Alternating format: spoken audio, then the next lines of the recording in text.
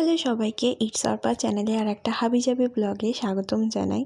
তো আজকে সকাল সকাল ঘুম থেকে উঠেই খেয়ে নিয়েছিলাম একটা ওটস অমলেট এবং সে সাথে ছিল একটু শসা। তারপরে আমার জিওমার্ট থেকে একটা অর্ডার দেওয়া ছিল এবং সেটা 10 মিনিটে ওরা ডেলিভারি দিয়ে যায়। আমি প্রোডাক্টগুলো আনবক্সিং করে নিলাম। এই জিওমার্ট হওয়াতে আমার সবথেকে সুবিধা হয়েছে যে বারবার দোকানে যেতে হয় না, খুব সুন্দর হাতের কাছেই 10-15 মিনিটে দিয়ে যায়। আর এই 5 টাকা কেজি পেঁয়াজ পেতে তো আমার খুবই ভালো লাগে জিও মার্টে। সন্ধ্যাবেলা আমি আর ভাই বেরিয়েছিলাম একটু শপিং মলে। ভাইয়ের আরও কিছু ড্রেস নেওয়ার ছিল, কারণ চৈত্র সেলে প্রচুর অফার চলছে। আর এই শাড়িগুলোতেও তো ভীষণ অফার চলছে। বাংলাদেশ থেকে যদি ইন্ডিয়ান এই শাড়িগুলো পেতে চান তাহলে আমার পেজ নকশি শিল্পাঞ্চলে একবার ভিজিট করতে পারেন। শপিং টপিং করে তো আমাদের সেই খিদে পেয়ে গেছিলো। আর এই দাদার বানানো দই ফুচকাটা না খেতে খুবই ভালো লাগে। বোলপুরের মধ্যে যদি কেউ থাকো তাহলে এই বিশালের সামনের ফুচকাটা একবার ট্রাই করো।